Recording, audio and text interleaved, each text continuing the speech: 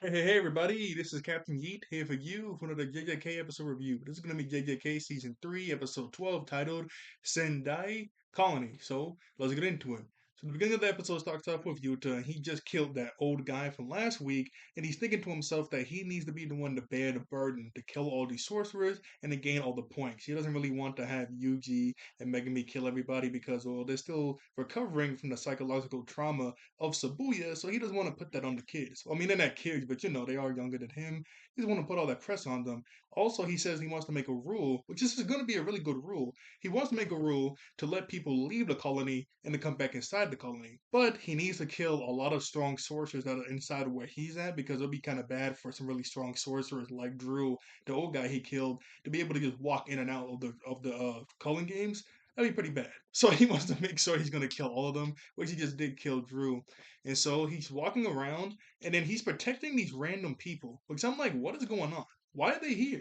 We saw in that one episode, King Jaku let the regular people leave the. Well, I'm assuming everybody, but I don't know. They didn't really go down into much detail. But we saw that one of Yuji's friends wakes up and they went inside the Culling Game area because they were like, oh, cause he just picked a random spot in the city. That's not fair to regular people. So he gave them a choice to leave. But if you come back in, you're stuck. But you can leave. And so obviously a bunch of people left. Maybe these people said no and didn't believe him, or maybe they came back in for whatever reason. But Yuta is protecting all these people. Now, while he's protecting them, out of nowhere, that cockroach cursed spirit, he comes back. Well, not comes back, but he gets activated because last week they were saying that he's specifically dormant and these specific conditions have to be met for him to awaken and to start fighting, and he's just awoken. We don't get specifically what conditions were met. I guess Drew had to die and like a strong player had to die. I don't know. They don't go into detail what the specific conditions are, but yeah, the cockroach spirit it wakes up, it starts to go crazy, summoning like these huge like flood waves of cockroaches to attack everybody. Yuta brings out Rika to protect everybody, and then Yuta starts to fight the cockroach demon. Well, not demon, the cockroach cursed spirit. We do get this really cool scene where Yuta is running around like fighting off these like giant waves of cockroaches. While he's doing that, he says that in order to defeat a cursed spirit like in one shot, you need to put some cursed energy inside of it, specifically reverse curse technique, 'cause that's like positive curse energy that can kill a cursed spirit instantly. But he also doesn't want to get hurt too badly because Ryu, the guy with like the laser hair from last week, and also Uru, that girl that can like affect the air, they're around here somewhere. He doesn't know where, but they're around here somewhere and probably watching him fight the cockroach curse spirit. And he doesn't want them to know that he can use curse. I mean, not curse. Reverse curse technique. At first, I was thinking why, but I guess if they know he can use reverse curse technique, then they can probably get around that somehow. So yeah, I guess that kind of does make sense. He doesn't want that to happen. Before he's able to kill him, we do get this one really cool scene to where Yuta is inside like this random field of like hay, and he makes and the curse spirit makes these two gigantic tornadoes out of cockroaches and tries to like crush him with it. But Yuta uses his own curse energy to blow it away. Here's what it looks like right here. I mean, this was pretty dope. This was really cool. I really like how this looked. See, he's like, "Ah!" He just blows everything away with it. That was pretty cool. So anyway, eventually, the cursed cockroach. It has an actual name, but I just kind of forgot it. I'm not gonna lie. But the cursed cockroach thing sends out these two little bugs that can fly. As soon as Yuta kills it, this like goo comes out and blinds him, and he's able to still contend with the cockroach curse spirit. But it does get a few good hits on Yuta. It cuts his arm, his shoulder, his side, and eventually it's about to kill him. So he has to kiss it, and then it just blows up. At first, I was a little confused, like why did it blow up just by kissing him? But I think Yuta, put the reverse curse technique, like energy from his mouth into the cockroach mouth to make it explode. But it was kind of funny that he just he just kissed him and he blew up. Here's a really cool scene to where when Yuta was blinded, he was able to block the attack. That was dope. I really did like that. That was really dope. Give me one moment. I just have to pause really quickly. Okay, I'm back. So after Yuta kills the cockroach cursed spirit, Uro, that girl that can manipulate the air, she comes out of nowhere and she goes, "Oh hey, you can use reverse curse technique. That's good." And uses her technique to blow Yuta like 50 miles the other way. I mean, he gets sent packing. Look at how far he goes. That's how far he goes. And he just keeps on going, crashing into buildings until eventually he crashes into like a random house. Then they keep on fighting. But she can manipulate the air to where it makes his Yuta hand stretch. Though it's not actually stretching, but it's like a reverse mirror to where it will make it look like his hand. I mean, not a reverse mirror. You know the mirrors they have at carnivals. It makes his hand look like it's like stretching out, but it's really not. It's like disorienting him, and she's able to blow him back again another like 50 feet. They'll eventually go inside of a museum, and her outfit. Well, it's not even really an outfit. When they get inside the museum, they're just kind of talking and walking. She wants Yuta to attack her first, and also Yuta loses his sword, so he doesn't have that anymore. But her outfit, it's not really an outfit. It's just a bunch of the air manipulations he can do around her chest and around her, private areas. She's not even wearing any clothes. She's just wearing like the translucent air on her chest and on her private area, I mean, it's a cool way to use a technique so she's not, naked, but at the same time, I mean, I would just wear some regular clothes. I mean, this is a cool technique. You can do it like that, but I would just probably wear some regular clothes if I could. I mean, obviously she can. I don't know why she doesn't, but yeah, that's what she's doing. Why she doesn't just do that though. Anyway, while they're walking and talking, she reveals that she's an actual. I mean, well, I think they said this last week, I think, but she's a reincarnated sorcerer. That means something like Sukuna happened to her, so where she's able to be brought back into modern times. Yuta says that he feels really sad for her because she doesn't look like she has any loved ones or friends, and that's why she's really mad and doing everything here. But in the conversation while they're walking and talking, she realizes that he's from the same family line that she hates, Yuta Okotsu. She's like, "Oh, you're a Okotsu?" She really hates him.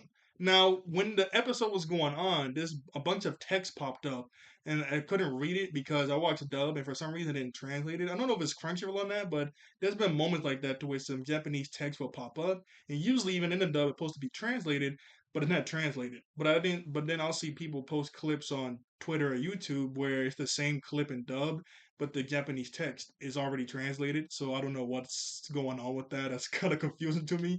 But the Japanese text was translated in the review I was watching of Zolan. He's a good YouTuber. You should check him out. But basically, it was saying that when she was a part of that assassination squad thousands of years ago, they weren't even allowed to have names. But somebody from a Koku's family line gave her a name so she could be put on trial and put to death to a crime that he committed, that he killed his own like kin. I guess he killed his own kid for whatever reason. That's kind of wild, and no wonder she kind of hates Okotsu. Now, obviously, later on in the episode, Okotsu does say, "Look, it's like she doesn't explain it. That's in the Japanese text. Obviously, Okotsu's like, look, I don't know what my ancestor did to you. Obviously, whatever it was, it had to be pretty jacked up. That's why you're mad. But that had nothing to do with me. But she's not really trying to hear all that. She's not trying to hear all that at all. So then, Uro grabs Yuta and starts flying through the sky and they're fighting. And then Ryu starts to shoot his laser beam at them, so they both have to let go of each other while they're fighting and back up. Because his laser beam is pretty big. And they also mentioned last week that his laser beam is the strongest. Well, not the strongest, but it has the most high. It has the highest output of cursed energy out of anybody. So that's obviously really dangerous. So Uro is standing on like this random telephone pole. Yuta is on the ground and he kind of sees the direction where Ryu is, and he starts to run towards him. Ryu can do like a scatter shot to where he can shoot off multiple beams at once. Yuta's running around, dodging them, throwing stuff in the air for a laser to hit it. It's kind of hard to get close to him, but eventually he's able to get close to him. And kind of a cool way too, because there's a bunch of smoke after all the laser shots, and he goes, did I hit him? Nah, there's no way I hit him. And then Yuta just appears out of nowhere and starts to fight him hand to hand on top of this roof he's on. He's like, what? So with Ryu, we don't get like a really sad backstory with him or anything, but he says that basically he has a really big appetite for a really good fight, and he hasn't been able to get that for years and years. And it's like he gives a few different examples, like telling a kid who's on the brink of starvation to slow down when he's eating, but he said that's a bad example. Or it's more like when you're at a dessert store, even though you bought some desserts to eat, you always want more. But when the store closes and you see all the displays in the store, you just have the worst feeling in the world. Basically, he just really wants a good fight. He really wants a good fight, and no one has been able to give that to him for years and years. I think he's also another reincarnated sorcerer, if I'm not mistaken. I think so. He is also. I don't think he's a modern day sorcerer like Yuta. There's a lot of reincarnation sorcerers, and I'm assuming they work the same way as. I keep saying they work the same way as Sukuna, but that's the only way to work, right? Like your body is turned into a cursed object, and somebody eats it, and then they turn into you, just like Sukuna and Yuji. I guess the only difference here is Yuji was able to fight back against Sukuna, so they're going back and forth. Here, they're not really doing that. It kind of seems like I guess the people aren't strong enough to fight back. Anyway, then we go into just Yuta and coach, no, not coach, Yuta and Ryu fighting. And Ryu, as soon as laser beam, he has to dodge it. Eventually, they get inside of a giant building. He's destroying it, and we get this really one cool sequence to where they start to do hand to hand really quickly. that was dope. But Ryu is pretty strong to it. He's able to punch Yuta and just sends him flying back a little bit. He's really strong. This Ryu guy, especially what he does later on and Uro, it's kind of nasty. It's really nasty. Anyway, um, it gets to the point to where while they're fighting, they go outside of the building. Now, when they go outside the building, there's like these train tracks and like a not a cave, but they go inside of these tunnels. So I mean not Yuta, what's his name? Ryu. He goes inside the tunnel and Yuta falls after him. Obviously, Yuta understands that he's trying to make it to where he can't move around too well because he's inside of a tunnel, only one way forward, one way out. I mean, you can't go to the side, but it's a tunnel. You can't really go too many places. And since he has a giant laser, that's the perfect spot for him. So Yuta starts to run towards him while he's shooting off these lasers, and he does a multi shot. Yuta grabs this random pole, reinforces it with cursed energy, and he's able to block and reflect some of them. But then he does a really big laser shot that melts the pole, so he has to let go of it. So yeah, that's pretty bad. That's pretty bad. But when he does that, his hair falls down. After doing so many huge multi shots and gigantic laser shots, his hair kind of overheats and it falls down to where it's like long length. Now all he has to do is just comb his hair back up into like the cannon, and he's able to start shooting his laser off again. But there is that period of time to where his hair falls down and he can't do his laser shots anymore. But he can do it again pretty quickly. So quickly to where Yuta instantly jumps up towards him to hit him. I mean to punch him. He makes his hair into a cannon again. He shoots the laser. Yuta punches the laser cannon, and he's about to destroy his hair, but the laser is too strong and it sends Yuta flying. Now, as soon as it sends him flying, Uro comes out of nowhere and does a technique called Ice Splitter and like cracks the sky like Whitebeard and sends Yuta flying towards the ground. So now he got two people to deal with. Now they're not working together. They're specifically going against each other, so it's like a three-way battle. Yeah, you saw it cracks the sky like Whitebeard and it sends them flying. They're in a three-way battle, but Yuta was just contending with this guy for so long, and now she's coming out of nowhere, so it's pretty bad. But what she can do with manipulating the sky, she can also manipulate the laser that's in the sky. So Ryu gets really mad at her interrupting the fight, and she grabs the air around the laser, spins it around, and sends it right back at him. And he goes barreling through the building that he's in. Cause look at this. This was pretty cool. She doesn't specifically call this anything, but she can grab the air and just warp it around and send it back at him. That that was pretty dope. I like the way she did that. That was dope. That was pretty cool. So Yuta, he comes back, he gets back up and he's huffing and puffing. Obviously, he just had to fight this guy toe to toe. He had to fight this guy toe to toe really good. Now he has to deal with her. He's on his last breath and his last reserve of curse energy. But then he brings out a ring. And so I gotta someone's coming to my house. Okay, I'm back. So Yuta puts on a ring and he tells Rika to come to him, and then Rika appears next to him, and the narrator starts to explain about how he's going to be able to use 5 minutes of Rika. Here's a really cool scene. I always seen this one shot in the manga, and it's really cool here seeing it in the anime. So the narrator specifically states that whenever he wears this ring, all the cursed energy is somewhat of because in what's it called in not Yakuza Zero, in JJK Zero the movie. At the end of it, he lost Rika, so I was always kind of confused how he was able to use Rika even after the movie. But the narrator kind of states that at the end of the movie, a little bit of Rika was left and a bunch of cursed energy. So whenever he wears this ring, he can be connected to Rika. He can use Rika like he did in the movie. He can also get a boost in cursed energy, so now he's not drained anymore. Because they even mentioned that too. He was using reverse curse technique a lot to heal himself from the wounds he got from the cockroach and from the wounds he just got from the laser. But it eats up a lot of cursed energy. That's why he was huffing and puffing. Plus, he was getting punched around and stuff from Ryu. So he's able to use Rika. He's able to use a bunch of cursed energy now. He's also able to get a bunch of cursed tools because Rika kind of just opens her chest up. And once he does that, a bunch of cursed tools just fall out of it. He specifically gets like this black gauntlet arm so he can like tank the laser attack. And he also gains his sword back because obviously he needs his sword.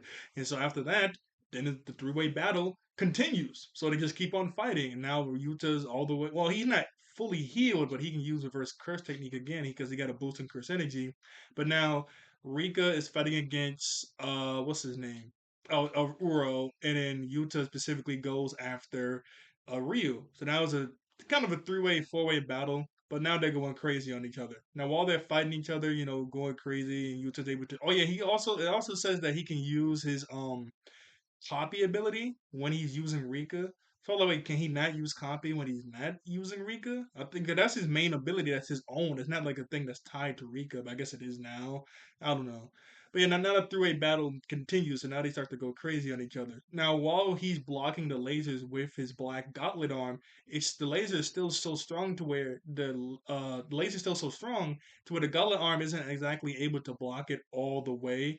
But while they're fighting, World gets really mad and she grabs the air around the parking lot that they're in, and then the whole parking lot and all the cars just start to go crazy around each other's. Like this is ridiculous. Like just look how much is going on with her ability. It's like making the whole ground like a bouncy house, so they have to jump around that and get around that. And then we get this really cool scene where I love this so much.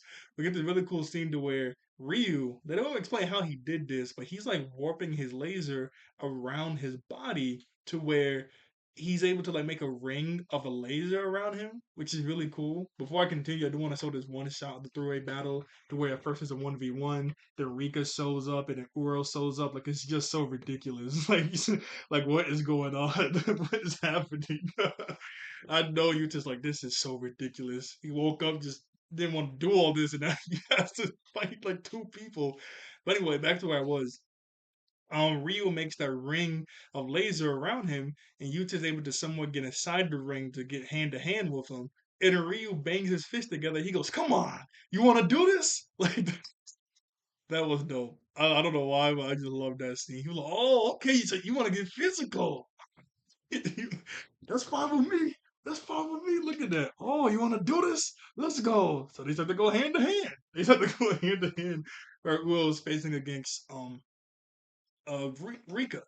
Now, while this is going on, the 1v1s are going on, Uro gets really mad and she grabs a ton, and I mean a ton of the sky, and slams it back down on everybody. Like, they don't really fully explain how her technique works either. I mean, I know they say she manipulates the air slash sky around her, and that kind of warps it around to make it look like a mirror at a carnival.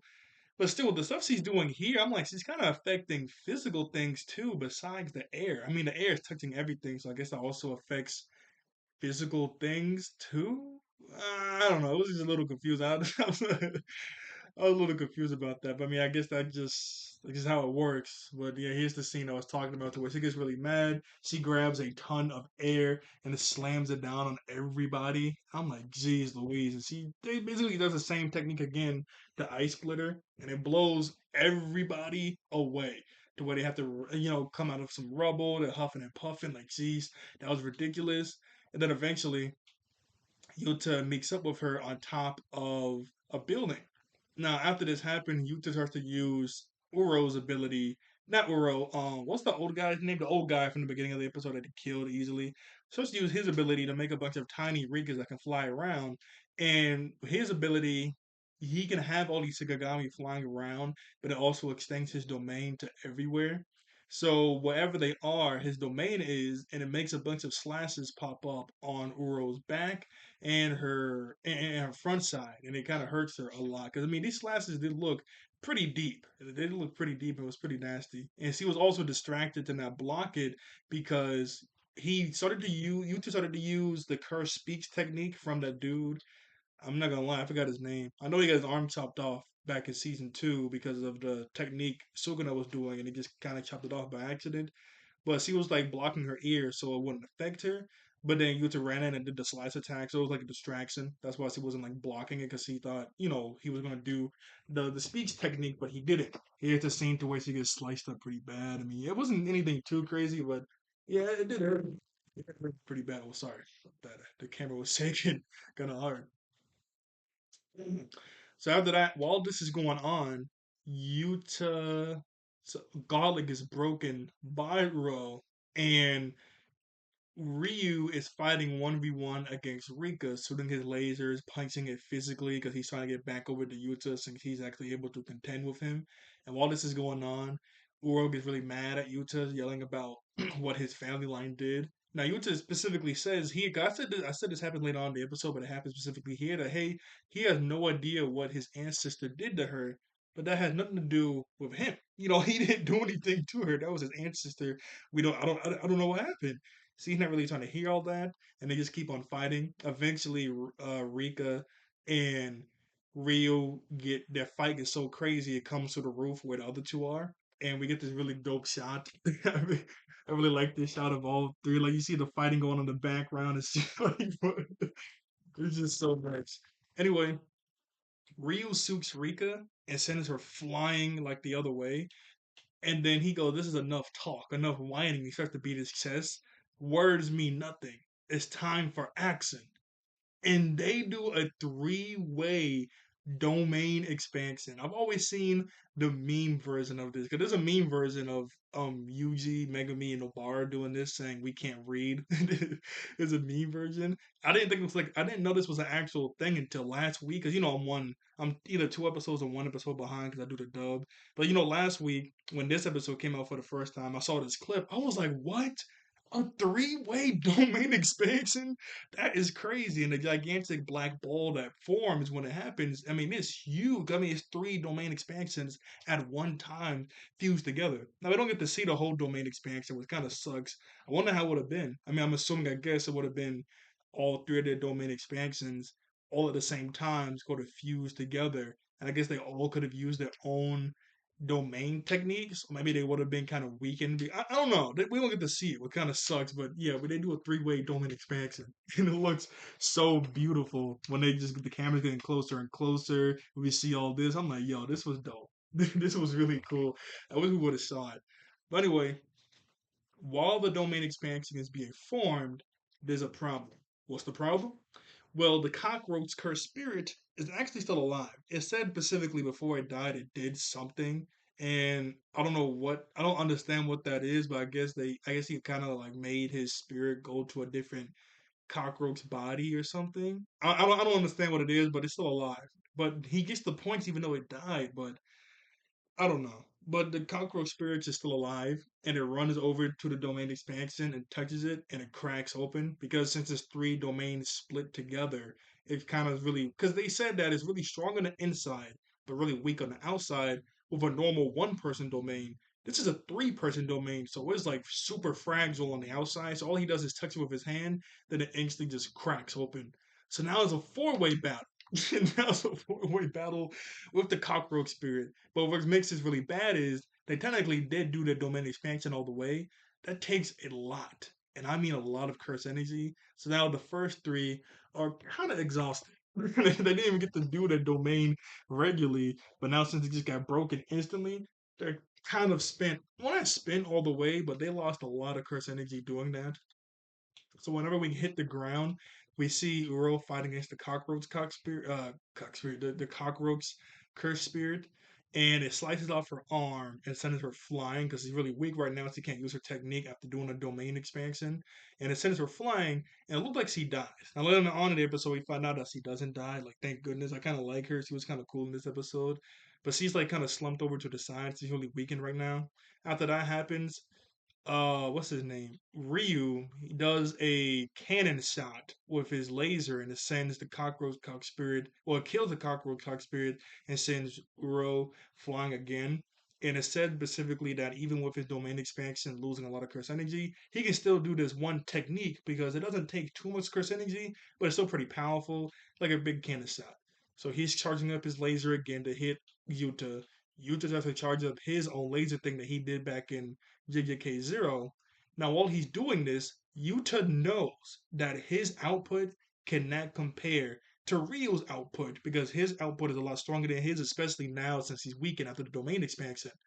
But with his look in his eyes about having one to have a really good fight, it melted Yuta's heart. So he was like, you know what? Ah, what the heck? I'll just class with you. Like, what? It's smart. What are we doing? You know his output is stronger than you. Yes, you both are weakened, but his output is still stronger. Now Yuta is still able to clash with him a good little bit, and while he's doing this, we hear the opening theme song play while this is happening. But I'm like, yo, you know his output is stronger than yours. Why are you doing this? This is bad. This is very, very bad. But he's able to contend with him, but still, jeez Louise. But here's the really cool shot of both lasers hitting each other. I mean, this was pretty cool. I don't know why it melted your heart. I mean, come on. I mean, if I could die, I don't know if it's going to melt my heart. But Rio's getting really happy because he's finally getting a really good fight. Now, after both beams sort of extinguish, he's charging up his beam again. Yuta runs to the side and uses Uro's technique and warps his ability into the sky. Now, after that happens, obviously, he is very, very confused of what is happening. He shouldn't be able to do this. I understand that his ability is copy, but there should be some um not stigmix. There should be like some rules to do it. There's no way you don't have any rules. He does remember Rika eating her arm when it got chopped off. Is that the only rule that needs to happen? That Rika needs to eat it. So anyway, he runs over, does the ice splitter technique on his chest. Rika punches him on the head, but as soon as that happens, boom, the 5 minutes are up. So then he punches Rika to the side. He punches Yuta to the side. Rika disappears. So now they have to do a hand to hand fight because both of them are spent on curse energy. And the hand to hand is pretty dope because they're just going blow for blow for blow for blow for blow. Like they were just going blow for blow. I mean, they were going crazy. Look at this. This was dope. Oh, just going blow for blow for blow for blow.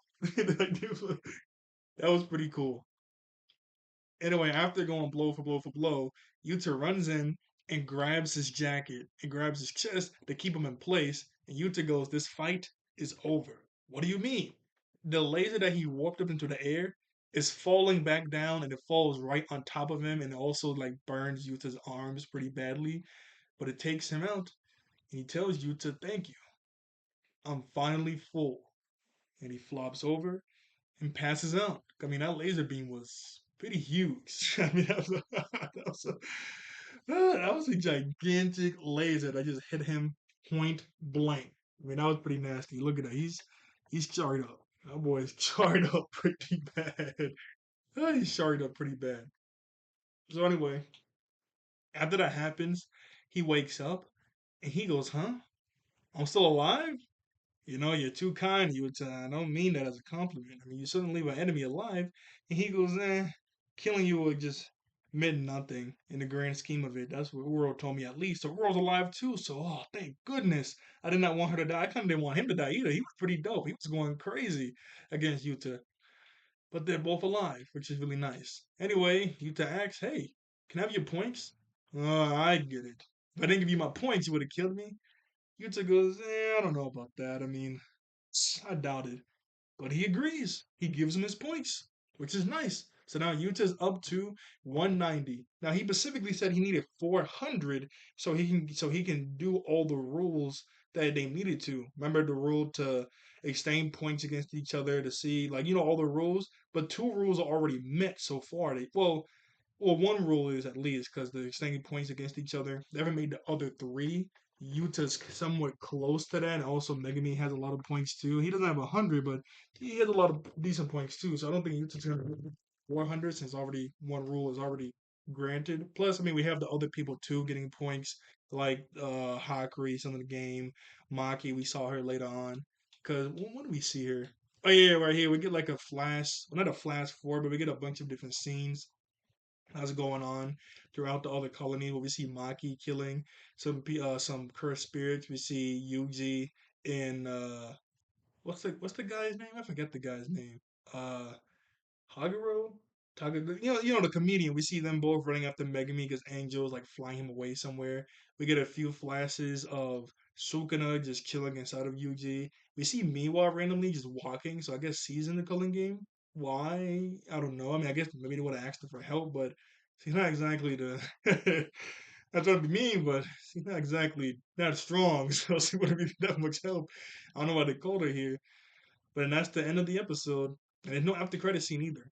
I don't know when part two of season three is coming out. So I saw someone say January. I thought it was supposed to come out at the end of this year because it's April now. I thought it was going to come out near the winter. It might still. I don't know. They haven't announced that yet, but I guess we'll see. Whenever it does come out, I'll be right here, talking about it. But I don't know when it's going to come out though. Also, was gonna bring something else up. What was it? I'll be right here talking about JJK. Oh yeah, yeah. I don't know if they're gonna make it season 4 or if they're gonna make it into season 3.